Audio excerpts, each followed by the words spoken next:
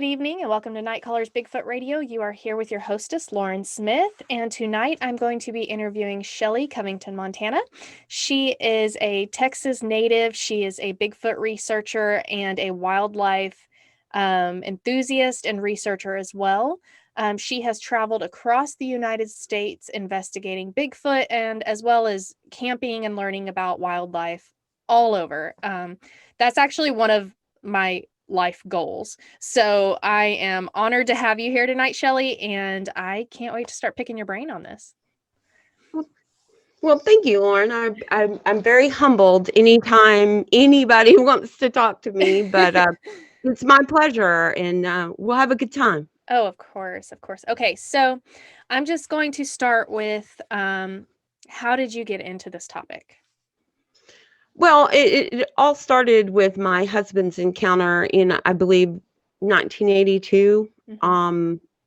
We've been married 33 years, and I've known him since I was 13. We've known each other over 40 years. Yeah. And throughout time, he didn't tell me he had a Bigfoot encounter. He just told me a story about something in the woods that he had been hunting alone and in East Texas, and something was circling his camp and breaking things in the woods, and oh my gosh, he was okay until it circled the second time, and he explains it as he was invited to leave the woods. Right. And Politely basically, yeah, drove over his fire, threw everything in the truck, and just left and spent the night at a gas station. Oh my goodness. Waiting on a friend.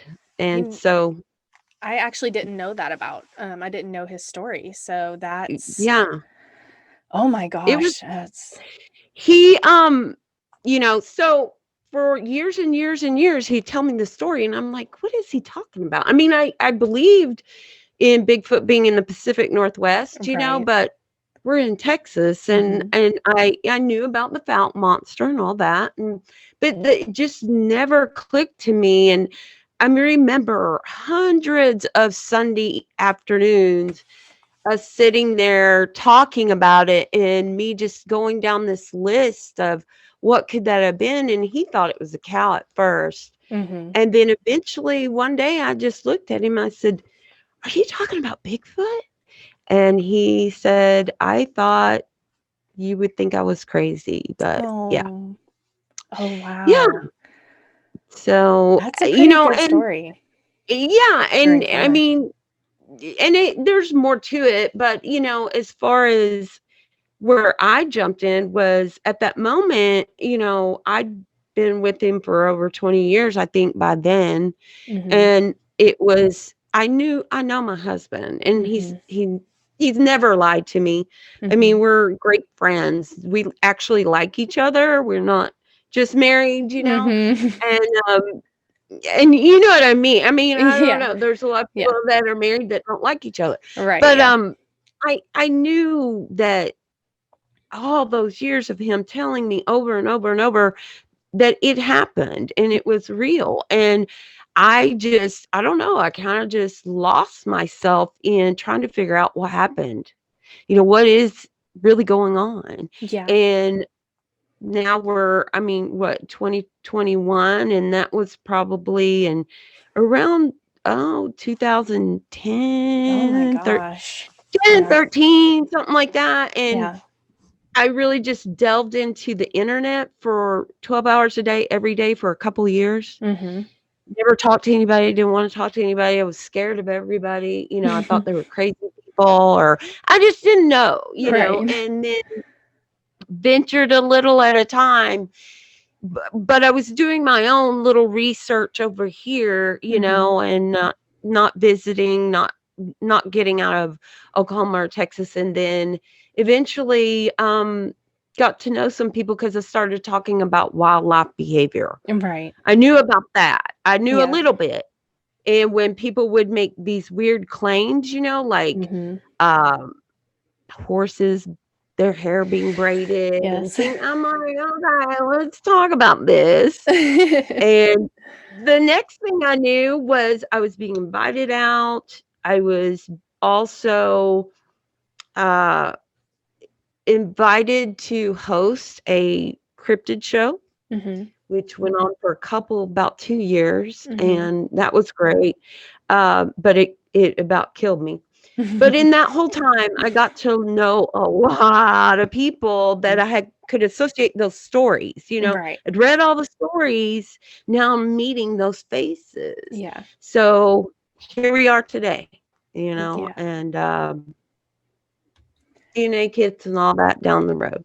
Yeah, you've come a really long way from that, Um okay, so that's a pretty good reason to kind of go off in the rabbit hole that is, the Bigfoot research, thing. Um have you ever had any sightings or experiences? Yeah, actually, well, I claim it to be. Um, I don't I don't expect anyone to believe anything I say simply because it's a story and it's Well, my yeah. story. So I don't know. I have never heard you tell this story before, so I am really looking forward to Oh. hearing it. Okay. Um, in it is it was a very odd time, and it was in the Pacific Northwest, and I had been there. I was actually flying in and out at the time. I wasn't driving in. Mhm. And I would stay for like 3 weeks and come home, and then I'd go back for a couple of weeks. And I was doing the show. There was a lot going on. And I had always admired um, a gentleman by the name of Kirk Brandenburg, who I research with to this day. And Mhm. he is the most mentally disciplined, kind-hearted, intelligent man, and I've learned a lot from him, but I just love his ethics and the respect. Then the community has huge respect for him. But anyway, I'd wanted to meet him. And so an individual here in Texas uh, set up a meeting with Kirk and another researcher by the name of Nathaniel, and they offered us 2 weeks in the field in Mhm. Washington with them, which I was like, "Heck yeah." Well, Absolutely. I was yeah, and I knew he knew his stuff, and he knew all of these fantastic encounters, and Mhm. so I really was like, "Heck yeah." So I fly home because, I was gonna be there like 3 weeks. I fly home. I'm home for 1 day. I jump in the car with my buddy and drive straight back, 26 hours, just drive straight back to meet up with these guys. Yeah, it was yeah, it was something. But, anyway, we get there and we get to this location. It's about 50 miles from the nearest town, Mhm. and a beautiful area. It's right on the edge of the high desert-ish, Mhm. and then it starts into the national forest and the Gifford Pinto. And so I didn't really know why we were there. I didn't care. I just knew Mhm. that we were there, Yeah, yeah, and Kirk. absolutely. Right, I get it. I You're was just just like, excited. Yeah, I get "I'm that. there," yeah. Yes. And the area is very dry, and there was a burn ban by this time. If Okay. you are in the Pacific Northwest, July 4th, burn ban starts All pretty right. much no matter what. And this was, well, wait, it wasn't yes, because it was July 31st, August 1st when everything happened. So we get there about 6 o'clock in the evening. Everybody's saying hello. There were a couple other gentlemen there. Um, about dusk, there's a beautiful, huge ridge line with all these cliffs. All of a sudden I hear this massive like shotgun noise, come off the ridge. Mhm. And I'm like, I'd already set out my recorders. The first thing you do, get out of the car, set out your recorders. Right. And I'm like, did y'all hear that? And everybody's like, yeah. I said, is that gunfire? Could be, because there's an old mining camp Uh-huh. up there. And there's an equestrian place off, and it was like, okay, and kept on chit-chatting, setting up tents, and 20 minutes later, down the ridge, another pow. I mean, they're just massive. Yeah.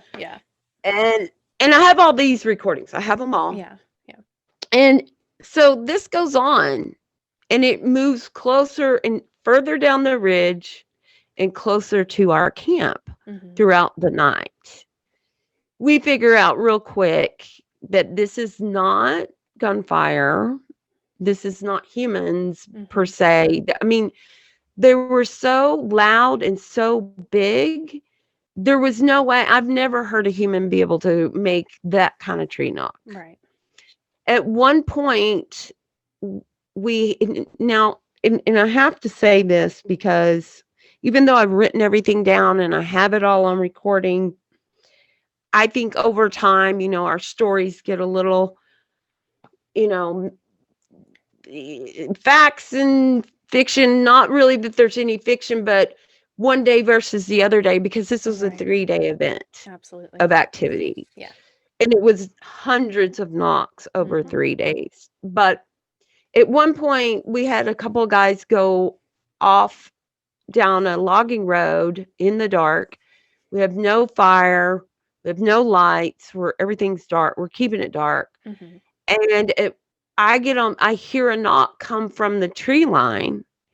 And I get on the radio and I'm like, hey guys, was that you? And they're like, no, we thought that was you. It was between us. And they were less than, I don't know, 1/10 of a mile, So anyway, we pretty much just kind of figured, okay, tomorrow we're going to put a plan together, which was the young man, Nathaniel, small stature young man.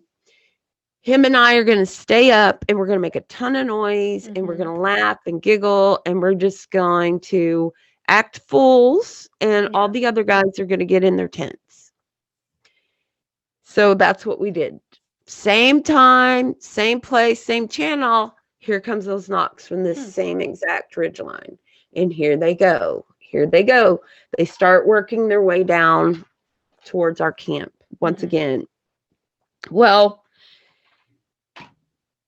we're laughing and, we've got our recorders going. We can definitely tell where it is at one point. Because if you've ever been in the woods and noticed, you can be loud as you want, but the birds don't really do anything, right? Yeah.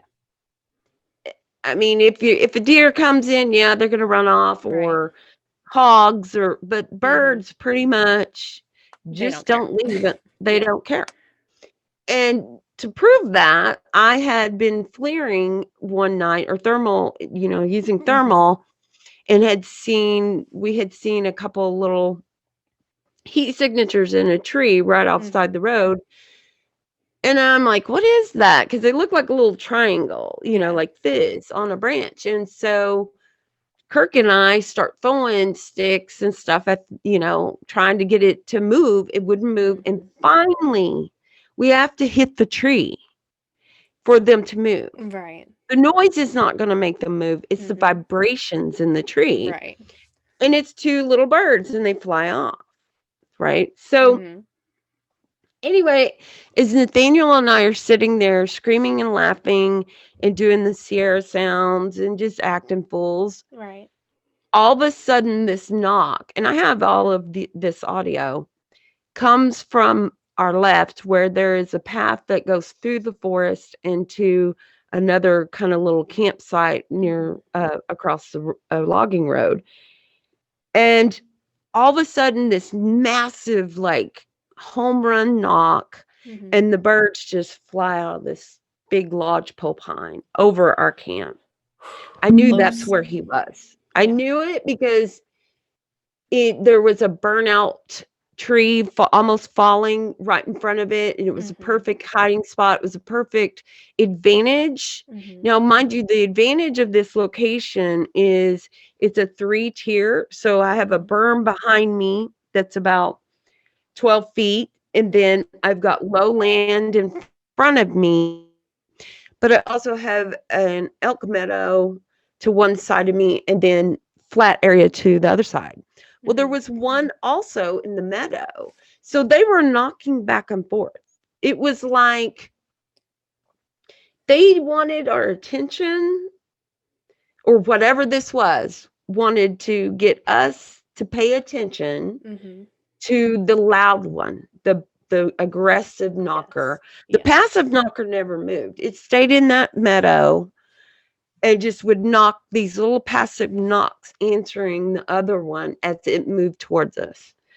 Well, about 4 or 5 hours in, as it's moving towards us, I hear it going through the tree line where my tent is. My tent's over there, and right behind it, my audio recording, right?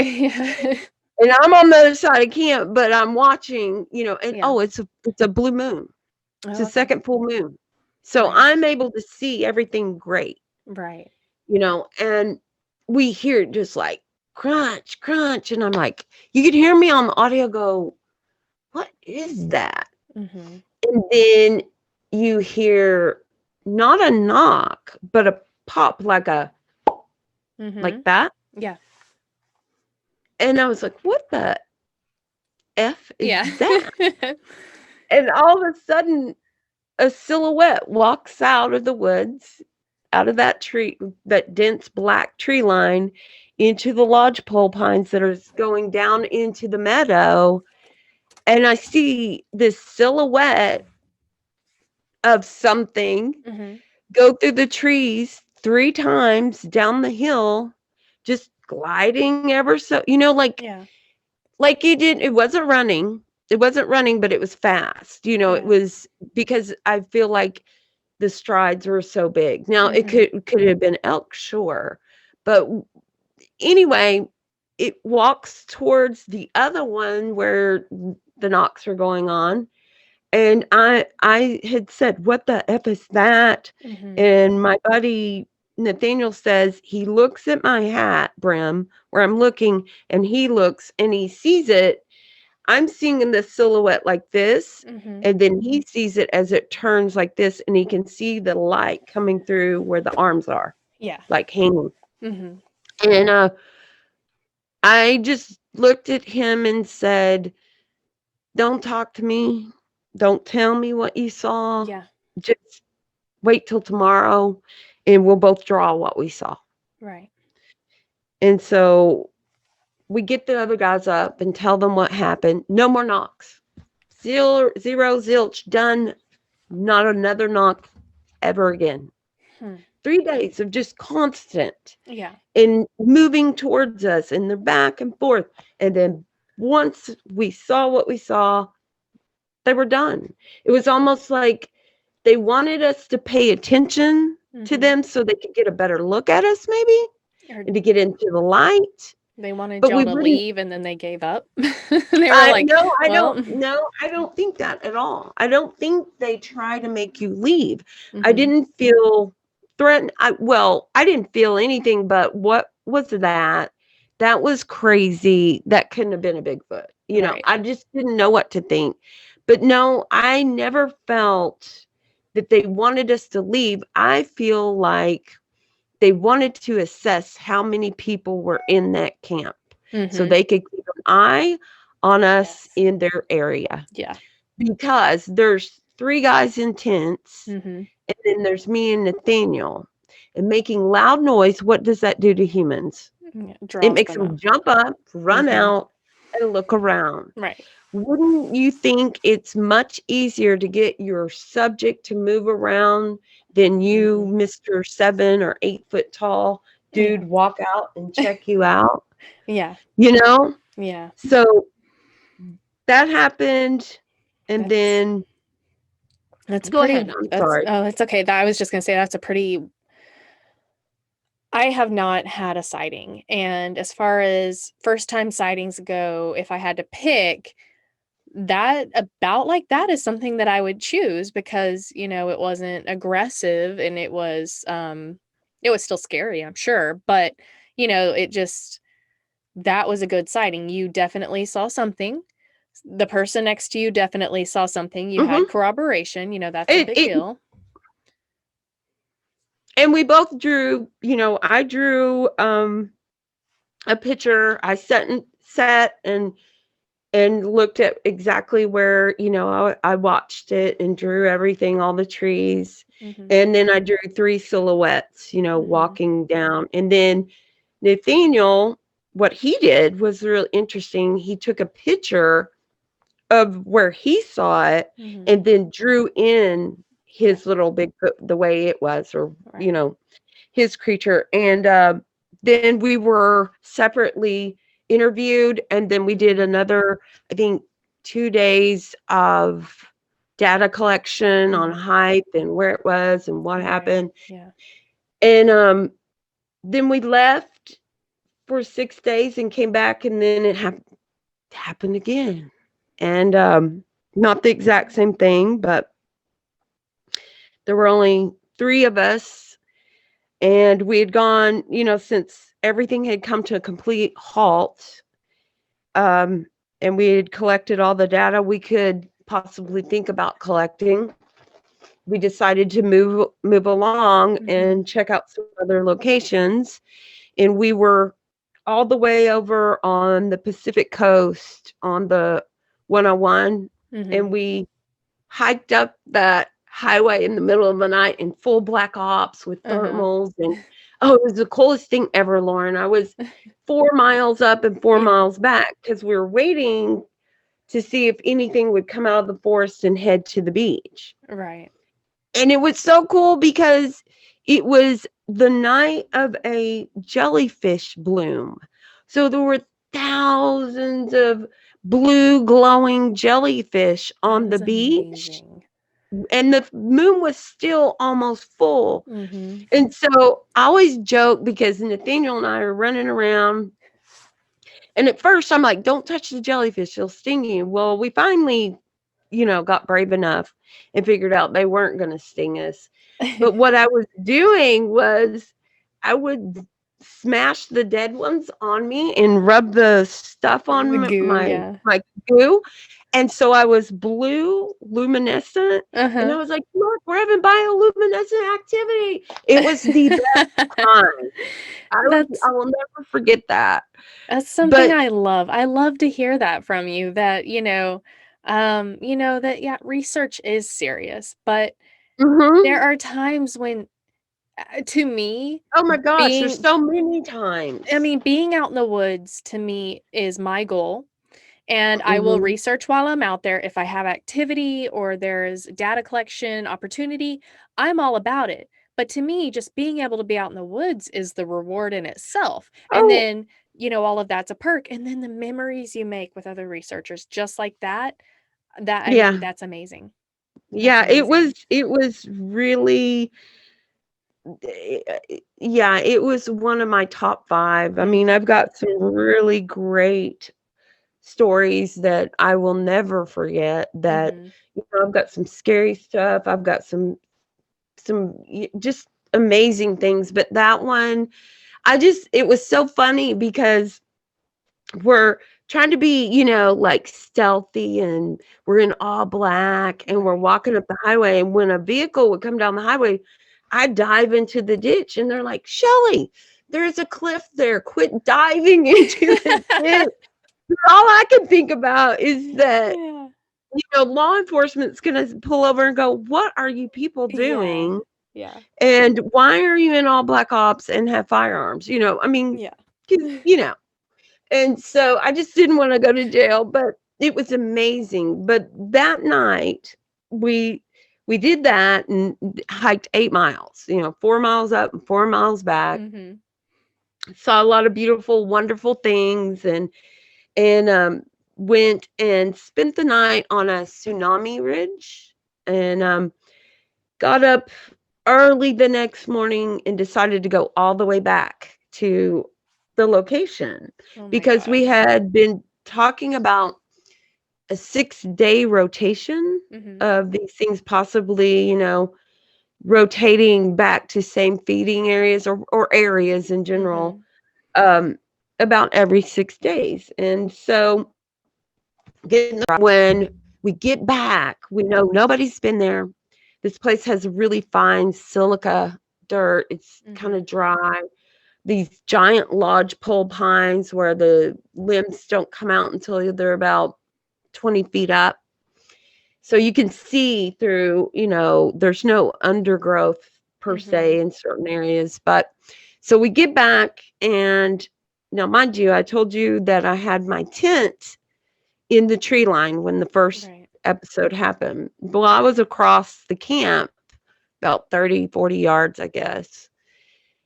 And I was fine until I had to go get in my tent over there. Mhm.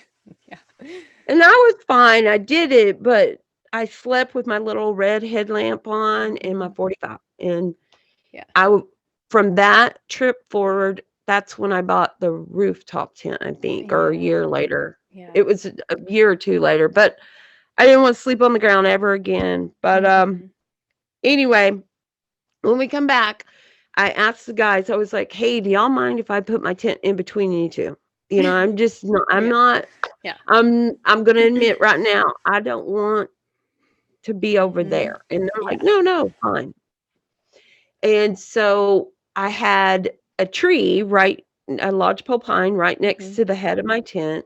I had cleared the area very well with Mhm. my K-bar because I feel like I'm a princess in the pea. I Yeah. feel everything, and I don't want to rip my REI tent. Yeah. And so we all go. I'm really tired. I was exhausted, and we hadn't gotten much sleep. And I usually turn the flaps up on my tent at night, so in case anything comes in, Mhm. you just can look up, right? Or you Yeah. can pull your FLIR out. And I have it unzipped, the windows like that, Yeah. so you can poke the FLIR out. That way, no noise, no zipping. Yes. And I forgot because I was so tired. I went to sleep Yes. in my clothes. And Murphy's Well, Law, because you forgot. I forgot. Well, and I didn't think anything was going to happen, Yeah. and so we go to bed. I think it was around 11 o'clock. And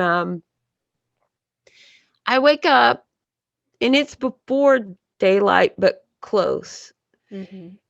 And I wake up in a jolt, like, what? And I know I had just had a nightmare about my daughter, Mhm. and she's about your age, Lauren, and Mhm. I hadn't seen her in a couple months, and that my kids were on my mind, Yeah.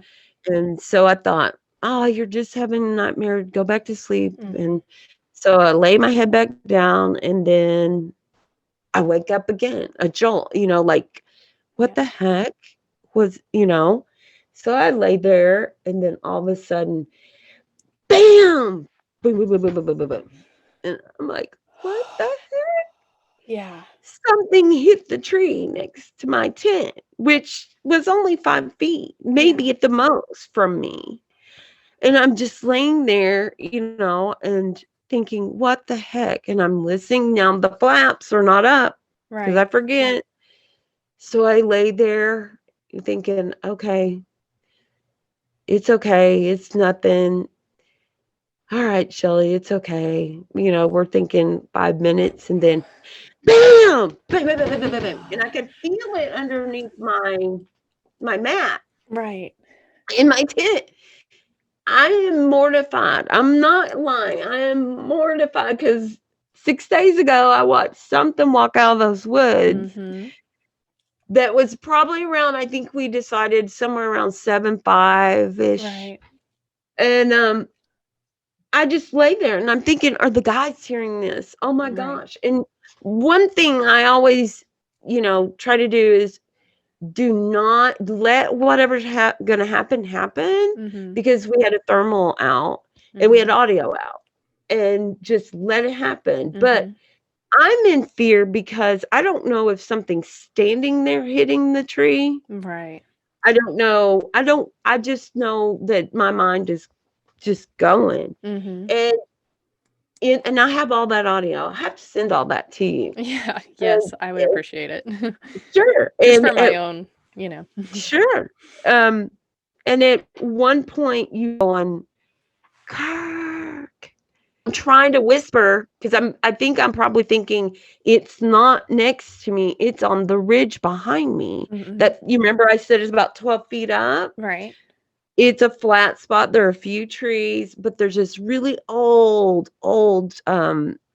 fire pit, that hadn't been used in probably 10 years back there. And because there's not a lot of rocks or any of that. There's not a lot of broken limbs or anything to pick up, And so you hear me calling out to him and nothing.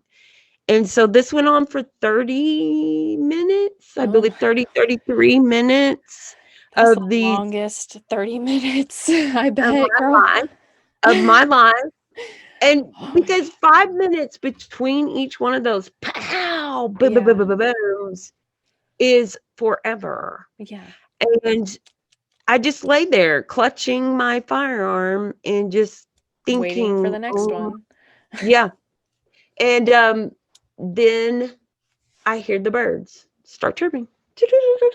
And I knew then that whatever that was gone. I unzip, I jump out. The guys jump out. And I'm like, did you hear that? Did y'all hear that? And they're like, hear what? I'm No. like, what are you talking about? I am not crazy. I am not crazy. So Kirk goes, okay, Shelly. He goes over, pulls the audio. I'm looking at Nathaniel and I'm like, look, there's rocks and sticks here. They were not here last night. Look at that. And we're picking up the sticks and the rocks and we're hitting the tree. And Kirk, mind you, is listening to the audio with Bo's headphones on his head. And we're talking and I'm like, oh my gosh, Nathaniel. And then I could feel it under my tent. I'm very hyper. And you know me, I'm like all over the place and super blah. And all of a sudden you hear pow out of his headphones. And he looks at me and he says, I am so, so sorry. How did they not hear it? I don't know. Were they like comatose? Like what? Yeah, because remember I told you we were on the other side of the state and we had done the 8-mile hike in the middle of the night, got back around 4 a.m. It got just 3 or 4 hours of sleep and then jumped in our cars and drove all the way over 2 mountain passes, so maybe I think all of that we were all exhausted. So did they think it was like just gunfire and they were like whatever, but it was so close to your tent that you definitely never heard it. Really? They never heard it. I think Nathaniel said he heard the first one hit his car. And I don't know. But once again, I think what we think happened was they come off that ridge, they cross through where we're at, and there's a lake. There's this lake with this beautiful, massive lake with the headwaters coming out of the mountains. And they go to that lake, and we're in between them and the lake. And we think they came through before we got there. And on their way back, they run into our tents and they're like, all right, who are these people? What are they doing? And they're hitting that tree because I could literally find the spot they had to have stood for it to go through all the trees to hit that specific tree over and over. And I think once again, they were trying to get us out of the tents to assess how many of us were there. Because if they wanted to hit my tent, they would have hit my tent. They never did. It nailed that tree. And that tree was only this big around. And they were probably a good 30 yards away, just nailing the tar out of it. Oh, and you can hear people say when they listen to the audio, they can hear mumbling in the background. So I don't know. All I know was there were sticks and rocks there that weren't there the night before because I cleaned everything up. And there was a lot of racket that I have on audio. And I also I didn't find it, but someone else had found it. I called in somebody else a foot track in the silica. And I was like, oh my God, where is this? He took a picture. He's like, oh, I can't remember. I'm like, I'm going to kill you because I couldn't cast it. Yeah. So then I spent the entire 2 weeks doing, nothing else happened after that. Yeah. Pretty much denied everything. Wasn't denying it, just wouldn't talk about it. Wouldn't listen to the audio. I didn't listen to audio or anything for 6 months because I didn't know how to process You didn't know all how that. you wanted to feel about that. Yeah, because the thing is I was a big proponent about proof, and that was not proof. And I still feel that way, but now I'm okay with talking about it when people ask me. I don't offer the information until I'm asked, and because it's not that important. It is, but it isn't. There's thousands of stories, and mine is just one of thousands. And it wasn't a daytime sighting. Yeah. It wasn't. Yeah. It wasn't the perfect sighting, but that whole experience, I mean, yeah, that's validation at least. And I mean, that would be enough to keep me going for a while. That would be enough to keep me going back to the woods for a while. I go back to that spot a lot. Yeah. Every year. Yeah. I'm there every year on that date. Every year. And there have been a lot of very credible sightings there. And Bob Gimlin has had other activity there. It's so cool because he actually comes out and stays with me for a day while I'm there when I go in. That's awesome. It is awesome. There was an episode where a well-known researcher was standing there looking through a FLIR before FLIR even recorded, and spotted one only 30 feet in front of him. And this is directly across the logging road from where we were. And it saw him, but it was paying attention to the guys at the campsite, which are all the famous TV people. And he is watching, like this, and looking over and snapping at the guys like, hey, something's going on. And he said this. He said every time he would snap his fingers, the thing would go. It would startle. Startle, but it wouldn't run off. Right. And then it got on its belly and was crawling back and forth like a slug or something. I mean, there's a lot of really cool, interesting stuff that happened there. Yeah. But I don't know. It's just my story, and that's it's amazing. Not that important, but anyway. Well, I appreciate you sharing it because that was an amazing experience. Like that, I've been doing this for a really, really long time, and I've heard a lot of experiences. And to me, each experience is amazing, but I really enjoyed that one. Maybe it's just because I know you so well. I don't know, but I really enjoyed that. I'm never going to. I mean, I gotta have a lot of stuff to say. Yeah, that was yeah, I know. Because if you look at, I've got the audio of both instances.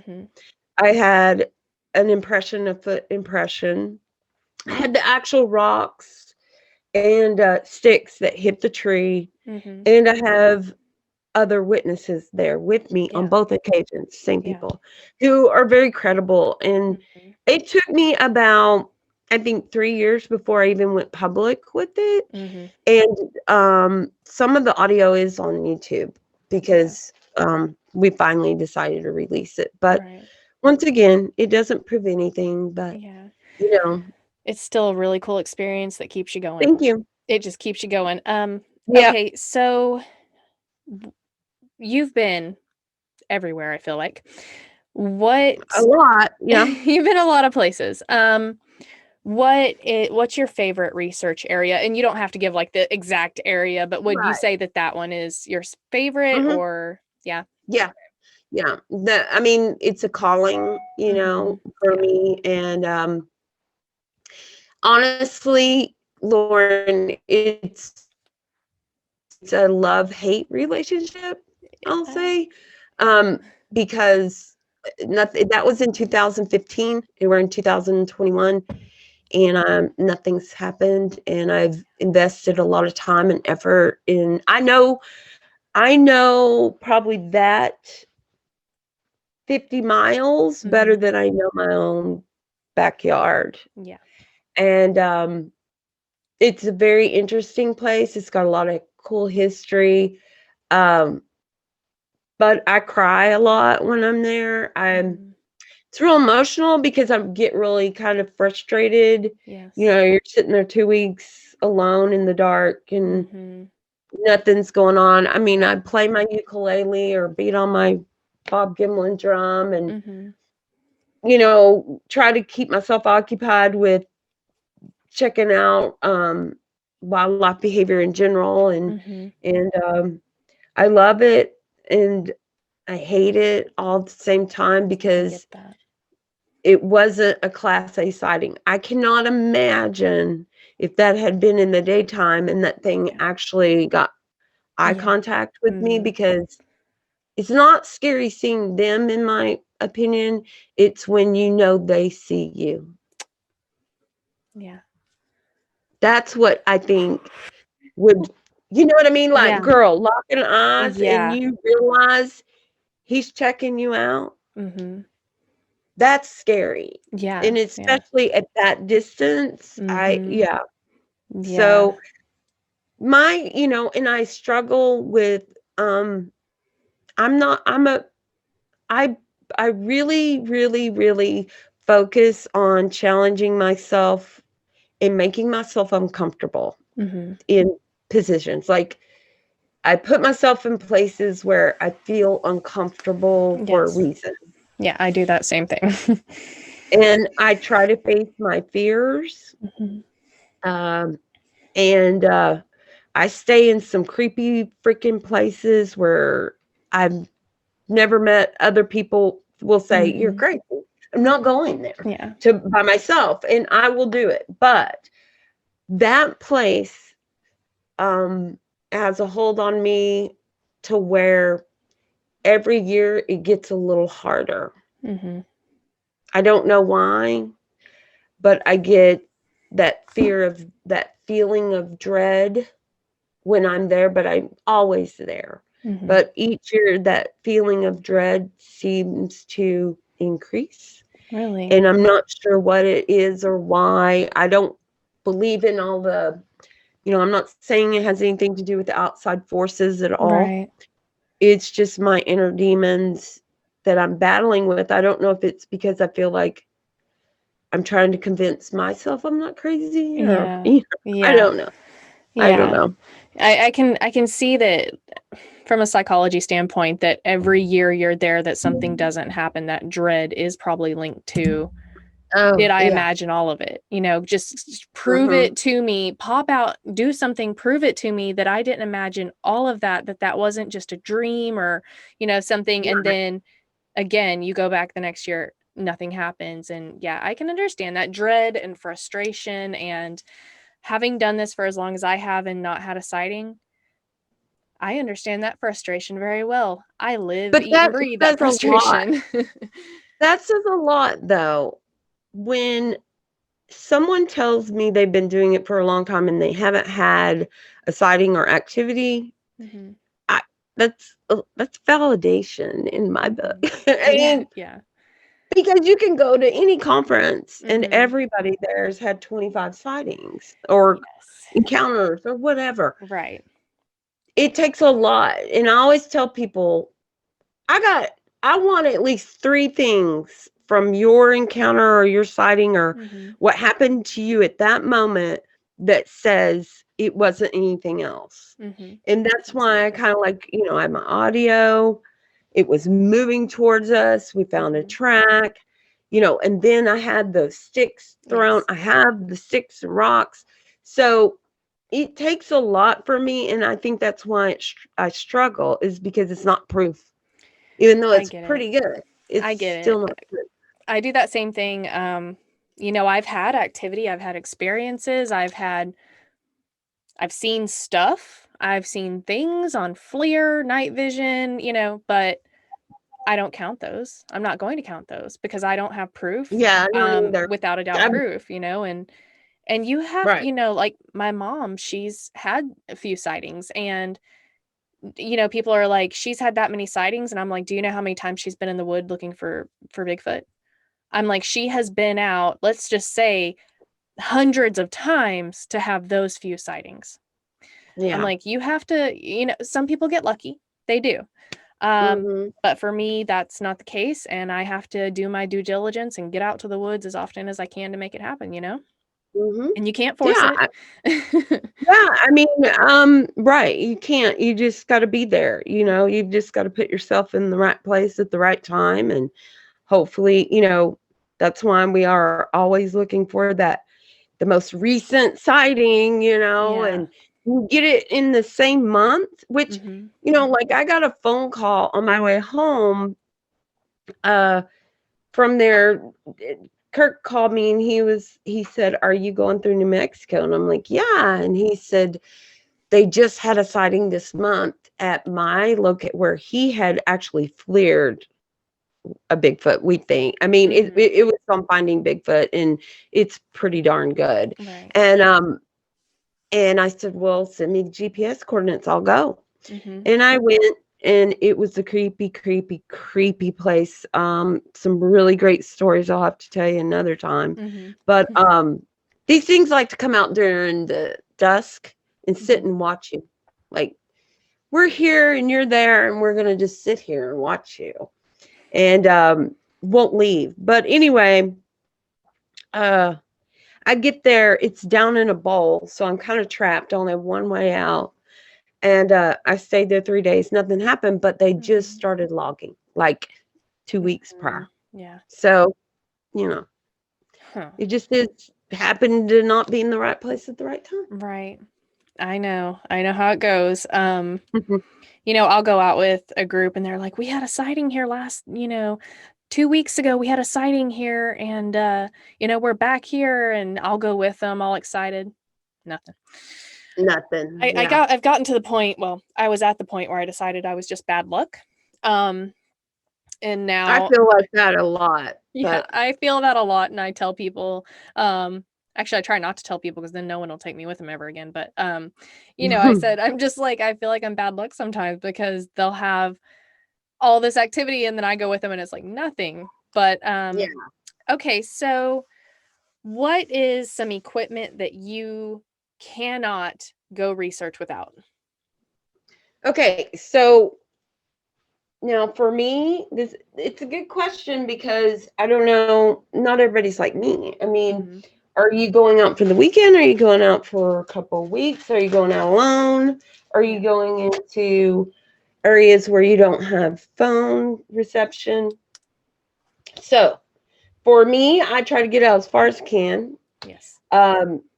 And my number one, and this is safety, and this is the InReach satellite unit.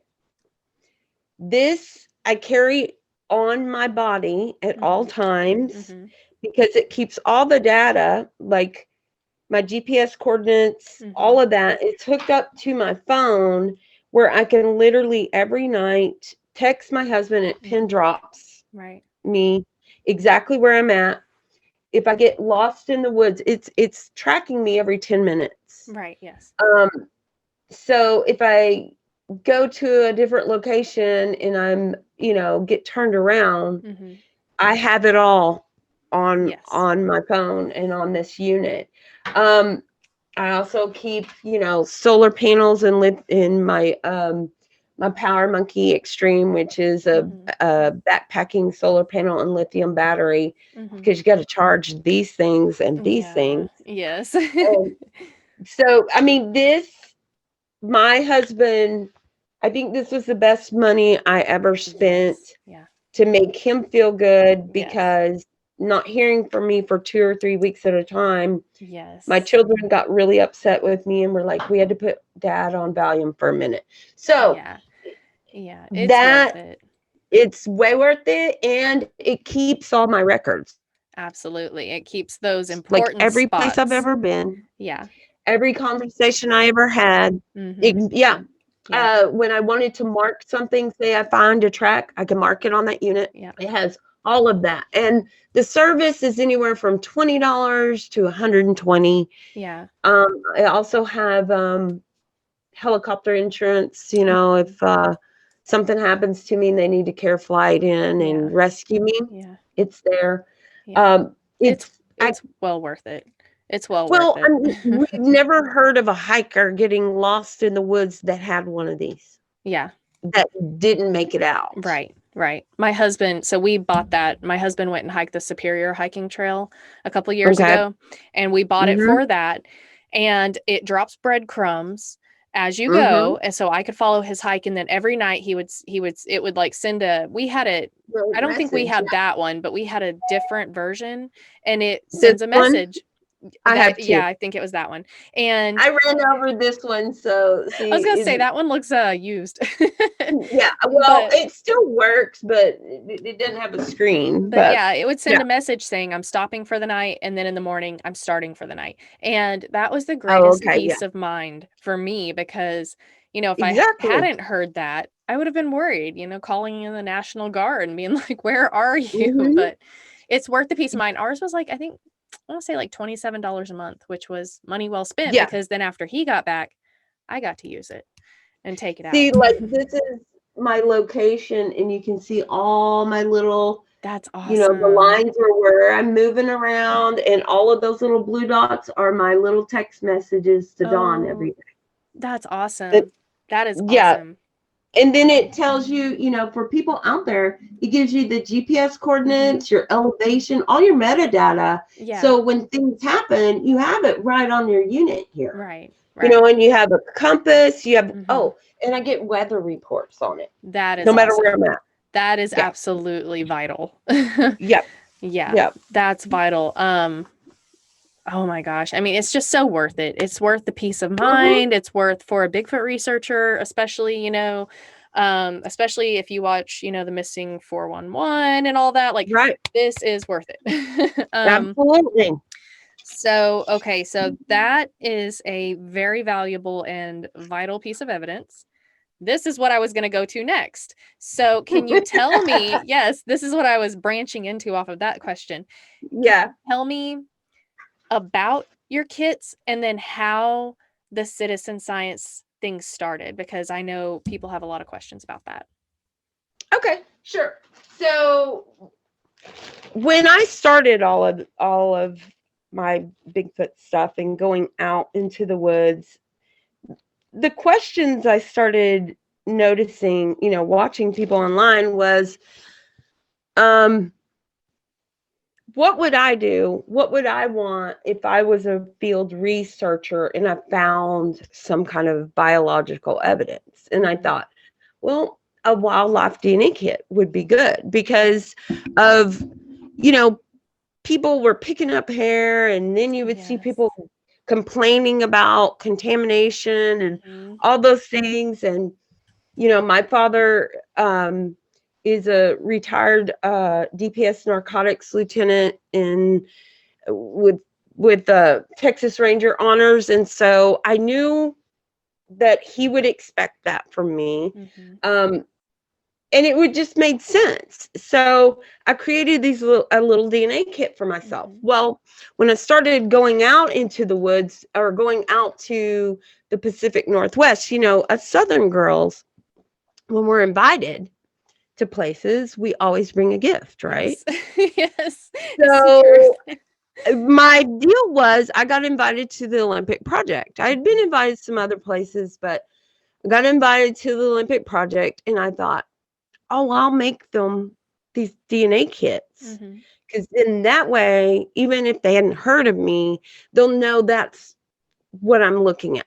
That kind of puts me in this category versus that category, right. Without saying anything. Right, absolutely. And it worked super well. And people were like, wow, that's crazy cool. Can you talk about it? And so, I gave them out to everybody. And And I learned a lot.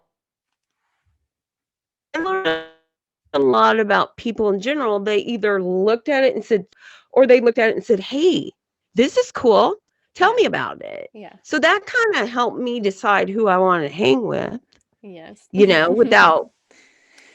Yeah. So anyway, I got invited to be a part of the Olympic project, to be a member as the DNA collections person. Mhm. And we've gone through, I think now 6 versions that we've updated on this. And the latest being the Alba Vernix Mhm. version, which is the face and handprint DNA. And they're up to human standards. They're all medical grade. I order them from medical institutes. There's also fingerprint powder Mhm. and pulling sheets, large let me show you. So for your face and handprints, Mhm. these large sheets, I give you pretty much, I don't know, it's a lot of stuff in here. Any Mhm. kind of DNA you could possibly think to collect, Mhm. you can collect it with what's in Right. here. Yeah. And I provide enough face masks and gloves for 2 people Mhm. so that you have an assistant to help you so you're not Yes. contaminating. Um, You need an I give assistant. you I've used do. one of your kits, and Oh, okay. yeah, and so Yeah. yeah, I had to have somebody helping me out, and but it was handy, it was we actually so Yeah. I used it. Henry asked me to test hers out, and so we Okay. tested it. Tested the fingerprint, handprint collection, stuff like that, and it worked really Oh, well. I actually, so I oh, got to keep good. some of that. Yeah, so we kept some of that, Oh, and I mean, I definitely like, well, I don't need to approve it, but you know what I mean? Like, I thought sure. it worked really well. The tools were good quality, and because I had used your fingerprint brush, Mhm. and I remember feeling it, and I had a makeup brush with me that was clean, Mhm. and I was like, okay, and it was a rabbit fur brush, and I said, well, I want to just compare the two, because that's me. I want to see what's Yeah. going to work best. And then I was going to give you the data if it worked better, but your fingerprint brush worked perfect. It spread out just right, and it was perfect. And so we Yeah. pulled my son's handprint off of Henry's truck, and I think my fingerprints, and it worked great. It was wonderful. And then I also have your casting material package Mhm. in my trunk, and I keep it there at all times just in case. This That's one? the one that it's in my trunk right now, and it has a little whisk on the side, and yeah, Mhm. I keep that in my Well, trunk just in case. I I will tell you something, Lauren, about these. Okay, so I've done a lot of research on casting materials because I Mhm. used to be in the art field, Mhm. and so I know a little bit about gypsum in general. These are Hydrostone, and this is 4 pounds, which is the same that you would get if you bought a box of plaster, those little boxes, and a 20-ounce bottle of water. Mhm. That's the ratio that I created. Mhm. This will cast an 18-inch footprint, a good 1 or 2 inches deep, Right. and the outside of it. So the thing is, I'm more of a mixture. Cast your that's Hydrostone, by the way. Mix your Hydrostone in a bag Mhm. person, because depending on the time of year, and I'll tell you why. Hydrostone, hydrocal, plaster, they're all affected by friction Mhm. and heat and oxygen. The longer you mix, Mhm. the harder it'll get. Mhm. So the hydrostone that you have, which I love, is number one meant to pour solid Mhm. items, like the plaques at Hobby Lobby that are Mhm. real detailed and have all the cute stuff on them and they're plastered. That's Yeah. Hydrostone. It's self-leveling. The bubbles Mhm. will come to the top. Mhm. Hydrocal is meant to pour for like columns, Mhm. hollow things. And that's why people, I guess, do the splatter techniques. But the deal is, those are super hard. They're a level 10 on a 1 to 10. They're the hardest you can get.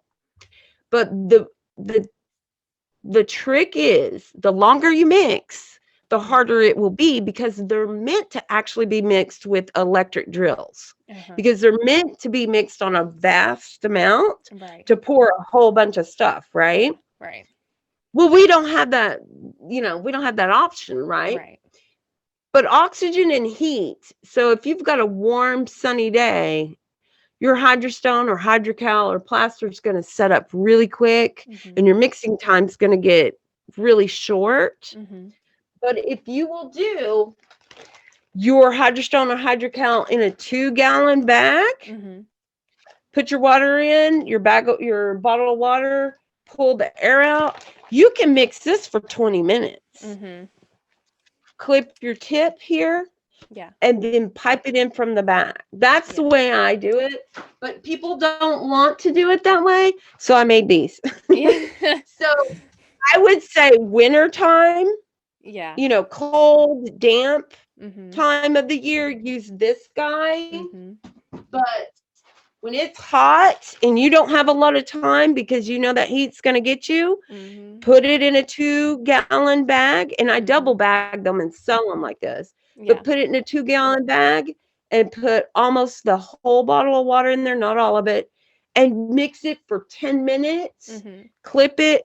You will have a perfect pancake batter, a little bit thinner, and you won't be rushed at all, and it'll set up in 27 minutes once it hits oxygen. That's awesome. So that's awesome. That's my little complaint thing about that. That's awesome. That's, that's the perfect tutorial and the reasoning behind it. It's, there's logic behind it. So where can people buy these? Oh, just contact me on Facebook at Shelly Convington, Montana, or they can contact me on Instagram at Crypto Chick 2.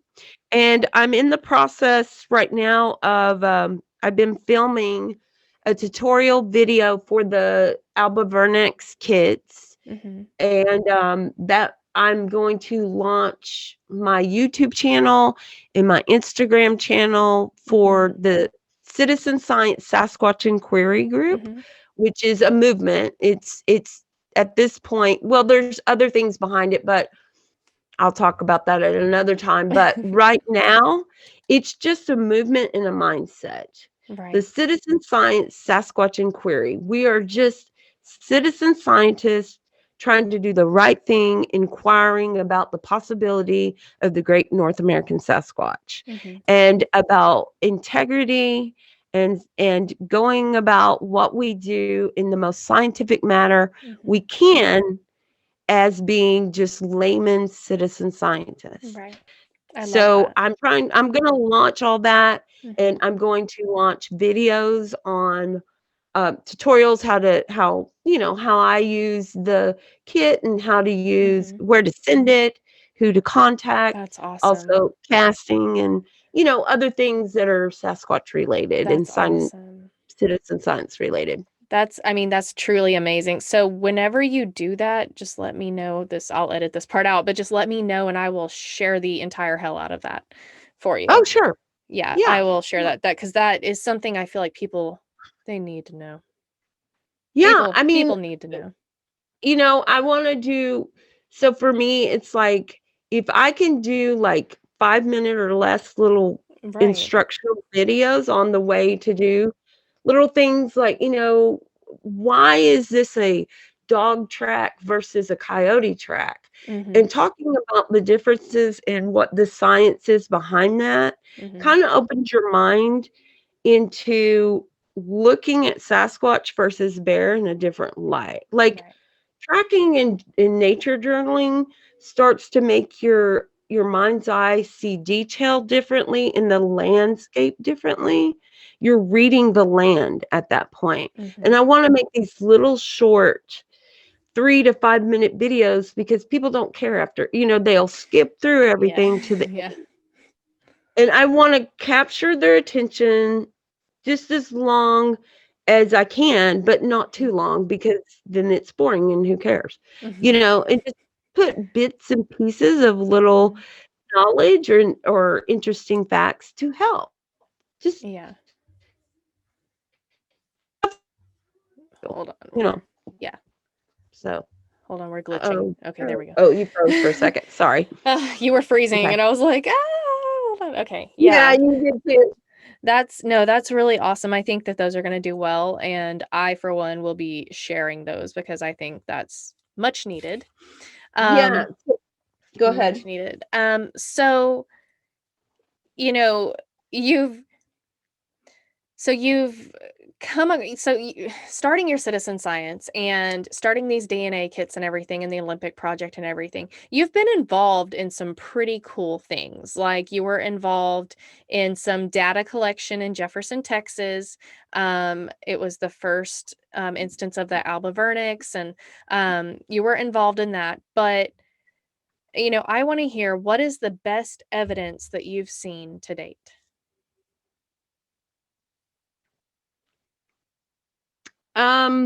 Well, if anything comes of those face and handprints, probably Mhm. that. Yeah. The thing is, I mean, you've talked and interviewed Doug Hijack, and you know about the SQ compound and how it's the one thing humans versus all other primates have, because it's our sunscreen, our protectant. Mhm. It's the thing that takes the place of the hair Mhm. on all other primates. And to me, right now, that is the main thing going on. I think it is the best out of the box idea Mhm. that this gentleman actually took the time to really delve into that science Right. and find a difference. Yes. And think of it this way, Lauren, how many hairs do you think we can find versus handprints and face prints? Absolutely. Absolutely. You know? And and part of my tutorial will be, when you get to your location, wipe down your windows. Yes. That way we're not dealing with, I mean, they will always be able to tell you if that's human or, yours or Right. not. And like Doug says, the genomes. So what I think is super fascinating is, I think he said 5 years ago, we had maybe 500 million genomes. I know there were in hundreds of millions, right? Right. Yes. And today we have either 3 or 5 billion genomes that they can Yes. actually test against, right? Yes. So this is a perspective that I think really makes people understand. If I gave you $5,000 a day, every day, in 9 months, you would be a millionaire. Mhm. Okay. If I gave you $5,000 a day, every day, in 562 years, you would be a billionaire. Mhm. So the perspective of a million versus a billion, and we have 3 to 5 billion genomes Mhm. versus a half a billion genomes. Yeah. It is going to be phenomenal once they get the very first sample of either Alba vernix or Right. blood or any kind of sample at all. Mhm. It's going to be groundbreaking. They're going to Yes. know so much. I And agree. Doug is the guy that's going to be able to get that funding. Mhm. And the other thing about this kit that I feel is important is, we're not, we've got to scrutinize against everything to make sure it's a viable sample. It's not Yes. just, hey, this is Sasquatch, Alba vernix. Well, why? You're Right. going to video everything. The metadata is going to be huge, and that's all going to be in there. But right now, I think, other than the Patterson Gimlin film, Mhm. what Doug Hijack is doing right now with Yeah. this is the best. I agree. It is fantastic The and man is so super dedicated. brilliant. Super brilliant, super dedicated. He's doing that with the SQ. He's doing a study with infrasound right now, which is my wheelhouse, Mhm. not my wheelhouse, but my passion, you know. And then he's doing like his electric bikes. And I mean, he's Mhm. just so dedicated to furthering our research and furthering, you know, the Yeah. um, Yeah. you know, that where Well, our it information. yeah, well, it comes pretty easy to him. You can tell because Mm-hmm. when he was 18 years old, he came up with that compound Yeah. that for funeral homes to seal caskets. And Yeah. to this day, that's why he's able to dedicate his time Right. to doing stuff like this. And Mm-hmm. then Monster Quest and all those things. Yeah. And I'm just so thrilled. I even got, I sent him the kit, a picture and Mm-hmm. everything in it, and he was just e- elated. And Yeah. that tells me I'm doing the right thing. I'm Yes. doing it Yeah. right. That's what I'm hoping. Yeah. No, and I'm I think you helping. are. I think you And are. You know, that's what I tell a lot of people about you is that, you know, and I'm gonna do the thing, but as a female researcher, especially, um, yeah, what you're doing and how you're doing it is, to me, that's the stuff role models are made of, because and mhm, and I've tried to explain this to some people and they just don't really understand the significance, and I said, "Okay, what she's doing is super important, but for a woman, it's even more important because she's going out.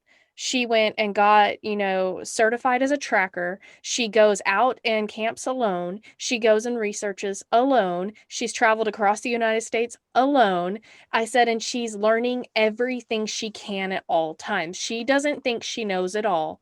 She is right. trying to educate herself at all times, and that is vital because you always have to be learning, especially in the field of Bigfoot research.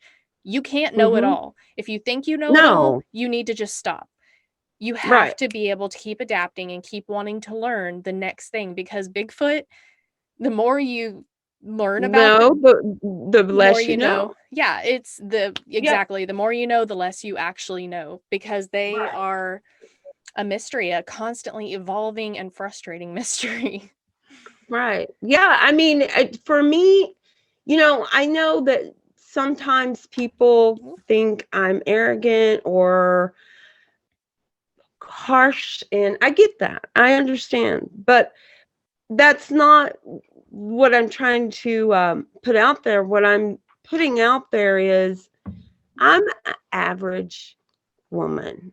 I'm not super educated. I did go to college. I did make a 4.0, but it was hard for me. Mhm. What I'm trying to get people to understand is I expect a lot from myself Mhm. and I push myself, Mhm. and it's just common sense work. Right. And I think everybody has that same level of common sense. So I'm looking at it like, oh, you were raised, you got more common sense. Yeah. You know what I mean? And I think they perceive me as being like a trying to say, I know more. No, I'm expecting, and that's my problem is I put my expectations on others, Mhm. and that causes disappointment with me. And but really what it does is it causes people to get their feelings hurt. And I don't mean to do that. I just think we're all kind of like a whole bunch of average Joes, and they're smarter, and we're Yeah. in all levels.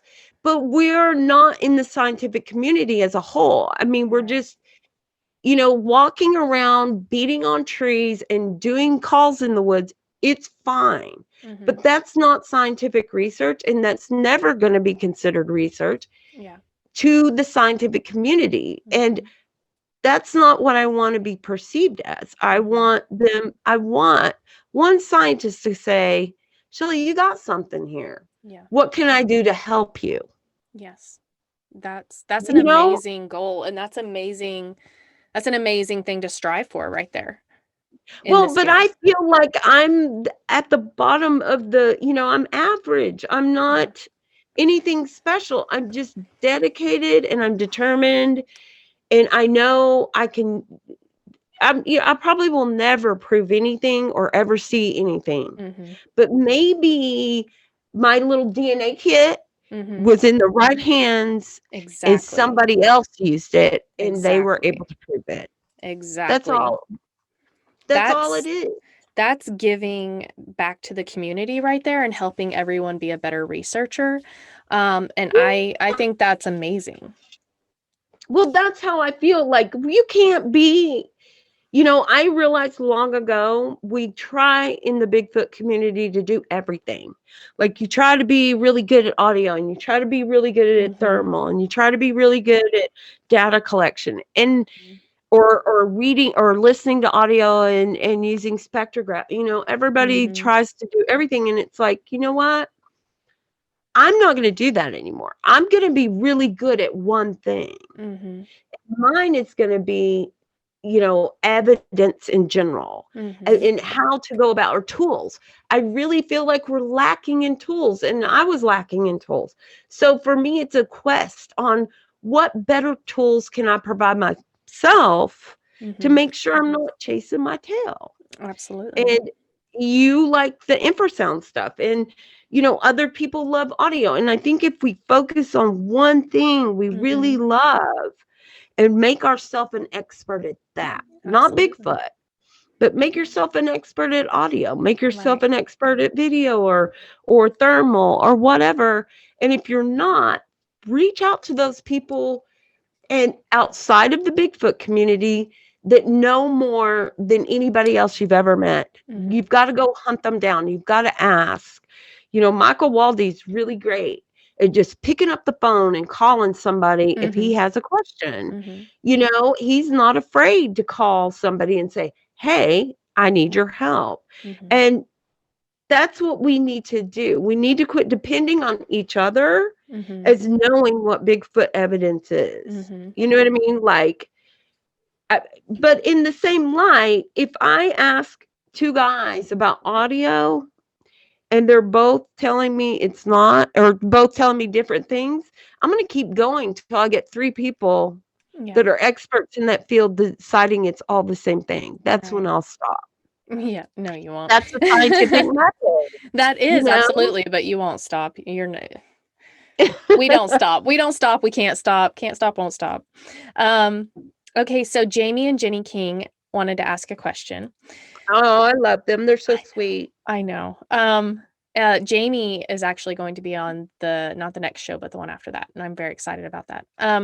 Cool. So Shelly, what has surprised you about yourself over all the years that you've been researching?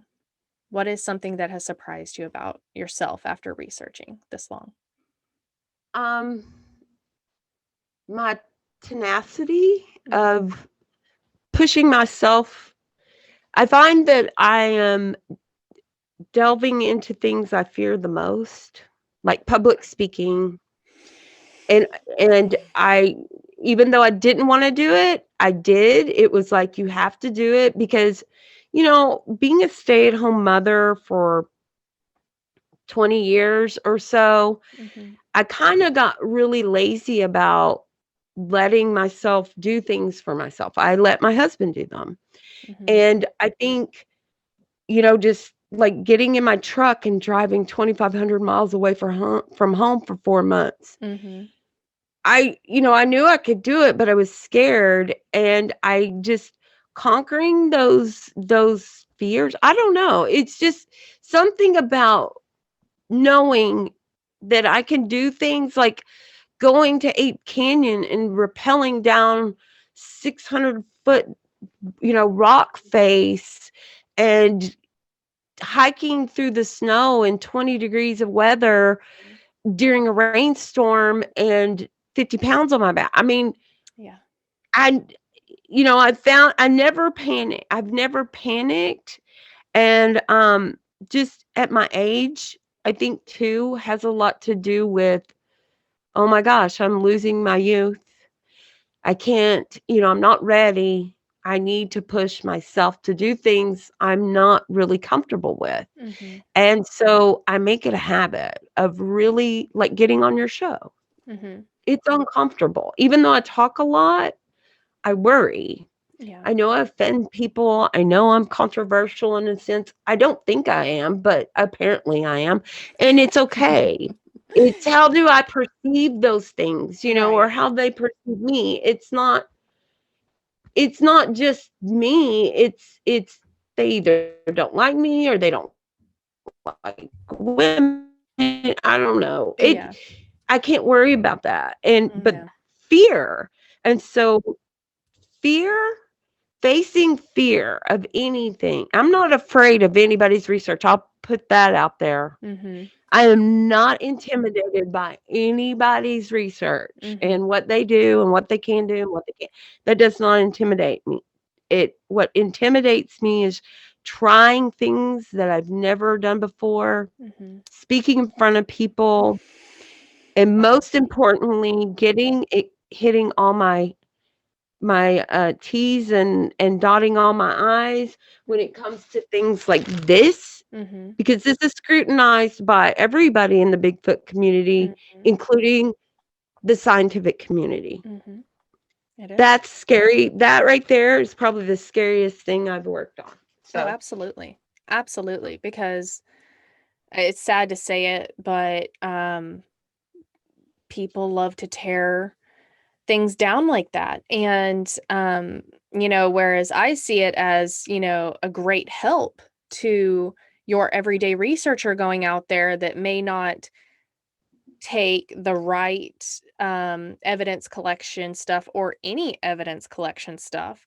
I think it's a great help, but there are those that scrutinize that. And, mhm. but I think it's a great thing. Your story is very inspirational that, yeah, you're a Southern girl, you're a country girl. I was raised the same way, but it's not like you going off across the United States by yourself and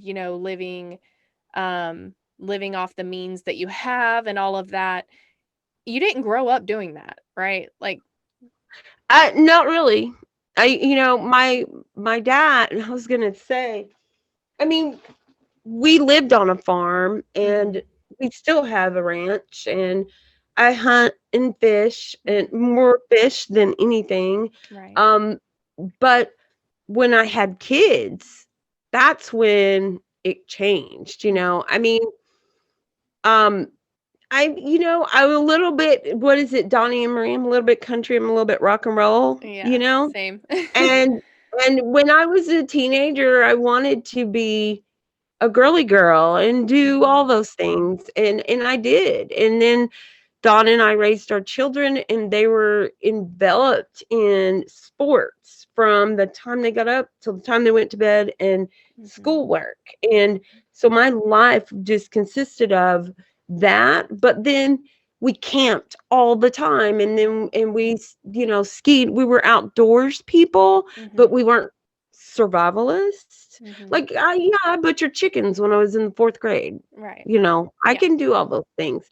Did I practice it throughout my life? No, because my family wasn't interested in that. My Mhm. kids weren't. Though they fished every weekend, we Yeah. weren't living that way. Right. And then it was funny you say that, because when this all really kind of kicked off, our kids were gone. I waited for them to be out of my hair because I Mhm. can't concentrate on two different things. I I get have that. a lot of things that I don't want the real world to know everything about Right. and I feel like the Bigfoot world gets a little personal. So, but anyway, Right. yeah, the kids asked their dad, they were like, "What in the hell is mom doing?" Because I was gone and Yeah. leaving him at home, and I'd never done that. And he simply said, "Your mother is picking up where she left off before you were born." Amen. You Amen. know what I mean? Yeah, no, I completely get it. You It's dedicate your life to those you babies, do. and then you pick up where you left off. And Mhm. so, but I dove in head first, Right. Yeah. and Making up for so lost time. yeah, Hit it hard. exactly. Mhm. and they're super supportive. My whole family really Yeah. is. And my daughter, she's more country like me. My son, he no, don't get me wrong, the boy can fish and hunt and shoot guns, but Mhm. he would much rather go get Starbucks because Mhm. that's who he is. Yeah. I mean, Yeah. he's an intellectual. He likes, but he would be able to, feed Hold himself his own. Yeah. if Yeah. he had to out in the woods. Yeah. Right.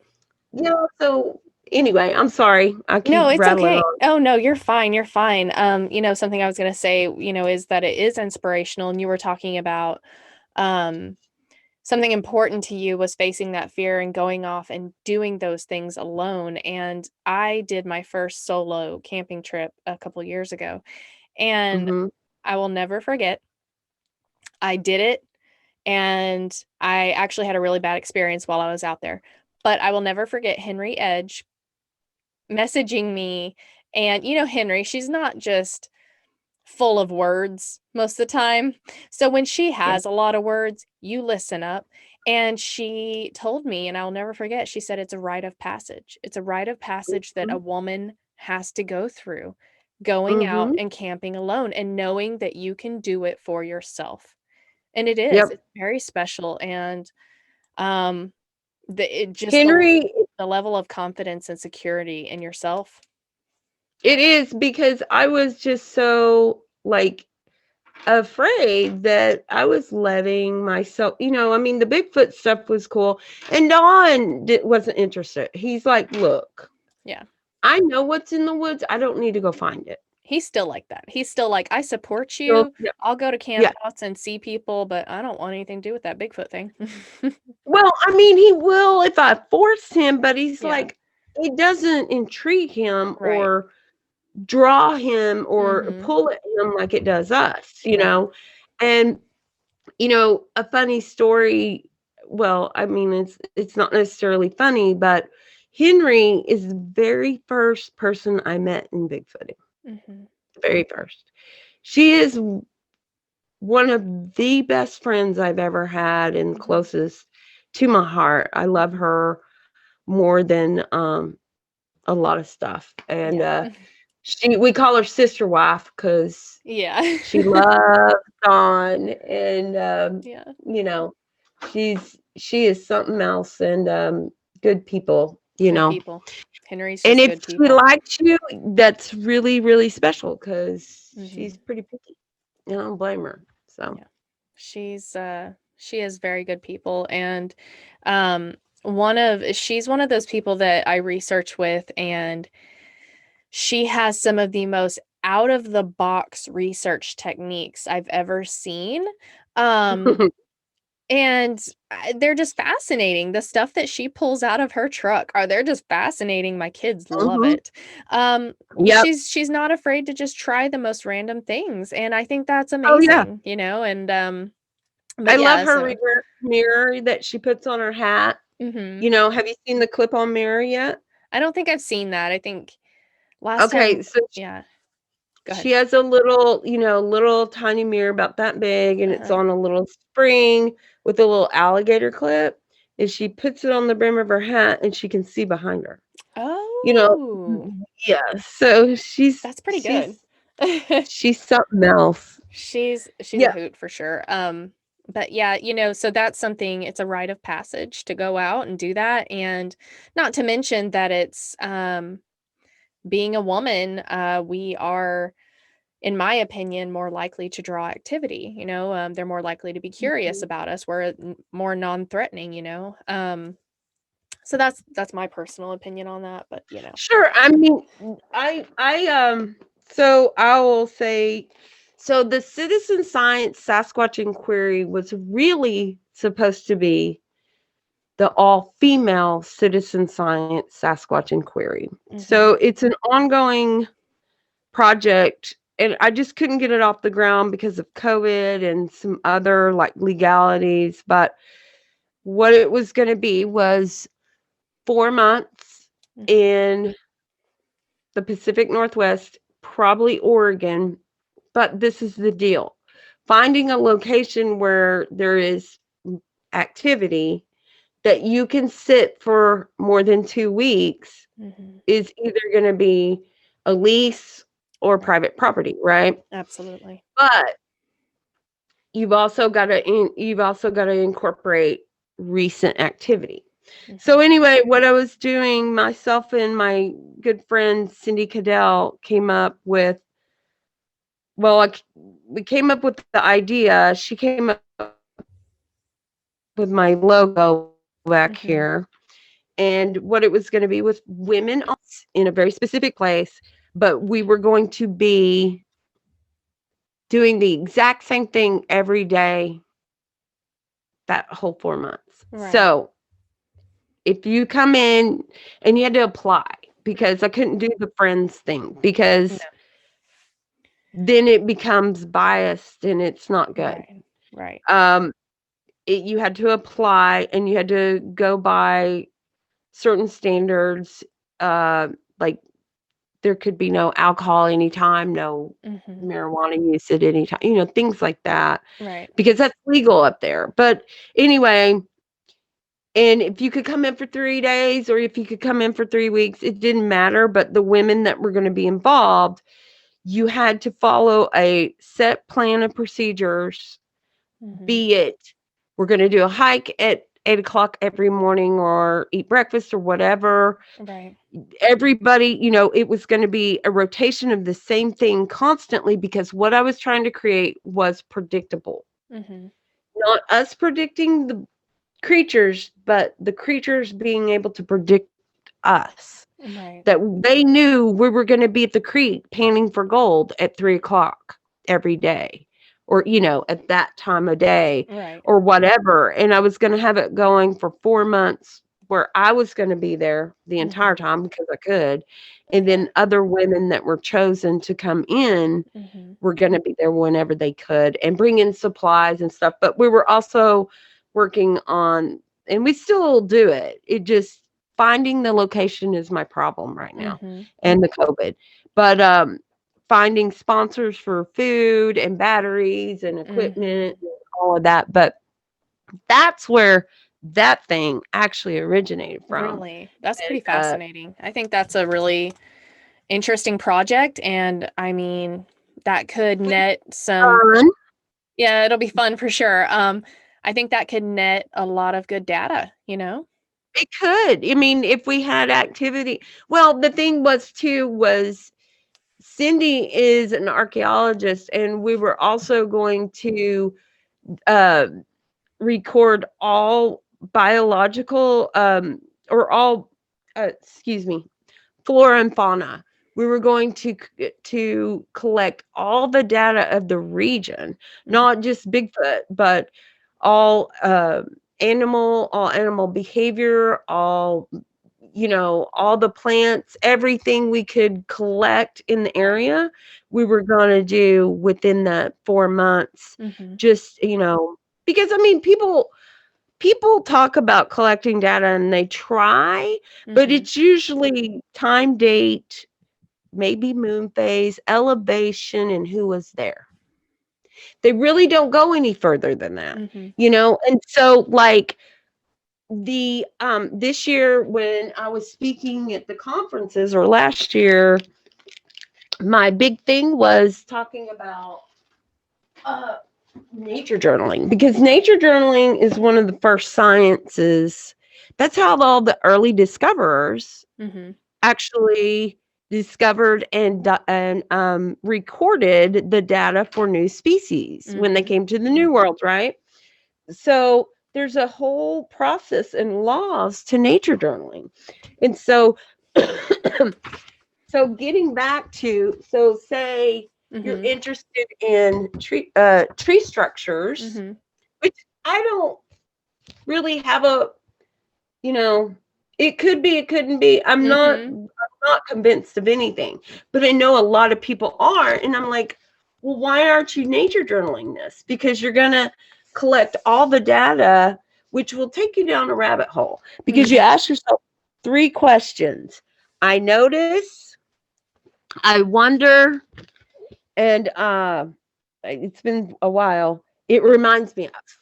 And this was so when you start saying, so you're doing all of your measurements inside and out. Mm-hmm. So what it started making me do was say, okay, I wonder if this is made of all the same exact trees. Mm-hmm. I wonder how hard the lolly pine is. And then you go and you journal each leaf, the bark, how thick, how dense, and it leads you down this rabbit hole of really starting to learn the environment.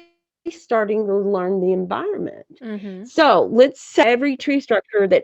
Oh, and I do a topo map. And what I found out about this tree structure was it was between two different creeks in the bend of a road or right off like Mm-hmm. 50 yards.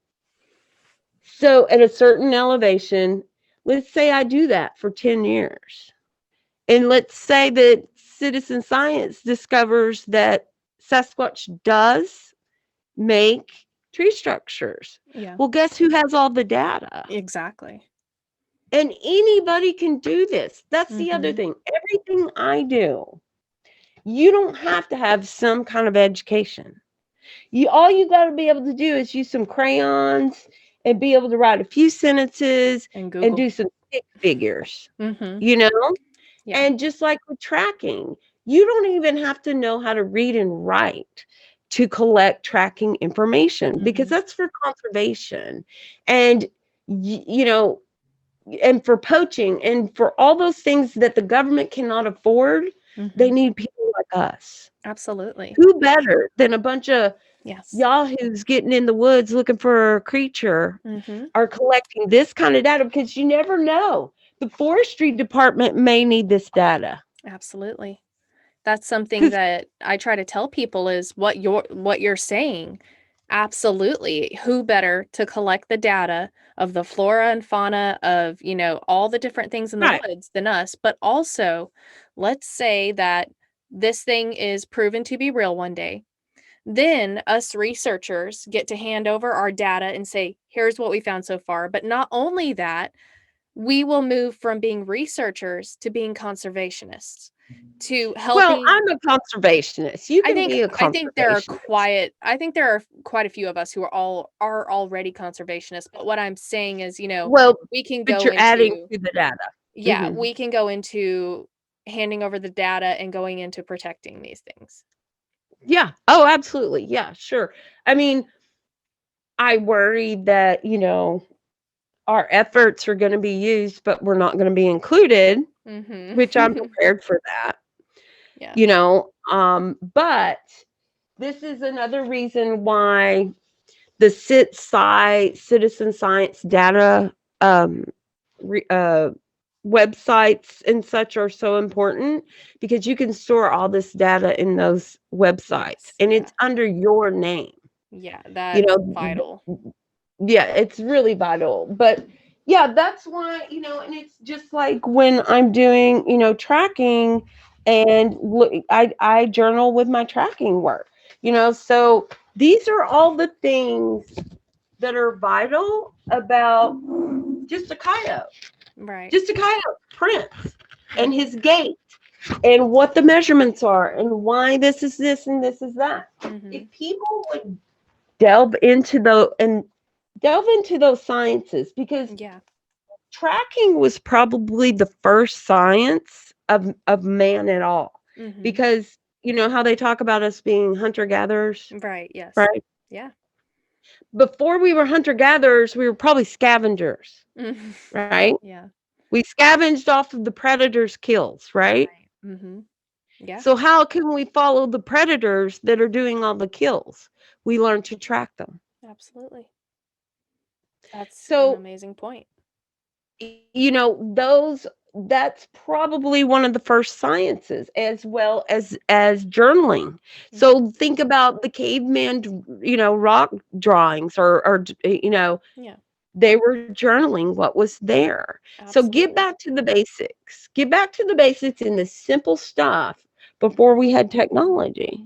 I agree with that Start completely. at the basics. I say that all the So time. That is the type of research that I do is like you go back to the basics, you build your foundation and you have your basic research techniques and you build from there. And then all these expensive, crazy toys and tools, they're used as tools. They're not in lieu of Bigfoot research. You can't just buy a, $15,000 piece of equipment and walk out in the woods and be like, all right, I'm going to find Bigfoot. Like, you have to employ all these other techniques and get back to Yeah. basics. Along with Yeah. that, that's a tool. It's not Sure. in lieu of. So that's just my Right. personal opinion on that. And No, you're right. Yeah, I mean, these tools for me are, am I on the right track? That's, I don't want to waste my husband's hard-earned money for yeah, me to go gallivanting through the woods, yeah, pretending to look for Bigfoot. I right. need to be very specific about what I'm doing and why I'm doing it and what I'm looking for, Mm-hmm. and asking for help outside of the Bigfoot community, in the tracking community, in the journaling community, and in the DNA community, if I can get it. Mm-hmm. And I've gotten a lot of help. And I think it's because people are like, okay, she's on this path of trying to do it this way. Mm-hmm. I can give her some advice. And then like my family doctor, he's like totally all into it because he's like, you're doing it right. That's This awesome. is so cool. You know what I mean? Yeah. So yeah, it's I mean, it's really, but at the end of the day, I've learned so much about all kinds of things other than Bigfoot, you know? That's amazing. And To me, that's that fulfillment that you get. That, oh yeah. even if, okay, I haven't found Bigfoot, proven it exists, had a Class A sighting, you still, to me, this is what I tell people, I still get to get out in the woods. I still Oh get to meet sure. great people, and I still get to learn from nature every single time I go out. And that, Well, that's you can't. yeah, you're getting wilderness therapy is what I call it. I call it, And yeah, Mother Nature therapy, but yeah, it's a balm for my soul. yeah, and Yeah. and it gives you time to focus and think and Yes. reflect and, Yes. consider the next, plan or Mhm. whatever it is you need to do, be it Yeah. at home or be it out there. Right. But, it's surely satisfying. and Oh, and yeah. yeah, I've met a lot of great people, um, on all sides. And eh, I don't want a Bigfoot with all of them, but I like a lot of them. I Right. mean, and that's I'm not No, I being, understand completely. I'm very particular about who I research with, but I don't well, mind the hanging out with thing them. is, right, because I don't want to offend people, because I offend people anyway. So if you're going to research with me, if you're not on the same path that I'm on, I'll probably offend you without even knowing it. And that's what you know what I I mean? do It's that like, too. It's okay. I don't go to events a lot of times because I'm like, oh, I'll offend a lot of people. And I don't want to do that. Well, So, I mean, you're allowed to have your opinion, and that's what I tell people. You're allowed mhm, to have your opinion. I'm allowed to have mine. We don't have to be best, we don't have to agree to be best friends or even be civil. Just be respectful of each other. And a lot of people don't feel that way. But I want to tell you, I am so thankful for you coming on tonight. Um, no, thank you. this has been an amazing conversation. I knew it would be, but it's just, you really shared some stuff tonight that I'm so thankful for you for sharing. Oh, well, Um, thank you, Lauren. Thank you so much for coming on. Honored to Sure. be the platform you chose to tell us No everything. problem. And, Yeah, I wish you luck on your ventures, and thank you. especially the one that you're trying to get off the ground. I think that's amazing. And, just keep it up. And, I hope to have you back on whenever we get Sure. the test results back for that Alba Vernix. Girl, I know. well, I tell everybody, I'm like, when it comes to DNA, give it a year. Yeah. Because, Yeah. funding has to be, and that's a lot of red It's tape. very So, expensive. Very expensive. yeah, it's expensive, and, other things may be included on that. And Yeah. so we just have to be patient, but, Yeah.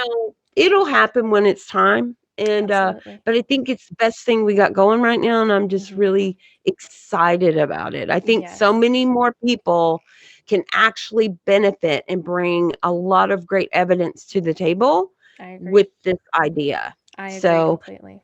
but That's I wonderful. really appreciate you having me. I'm always Absolutely. humbled when anybody wants to hear what I have to jabber about. Oh, But absolutely.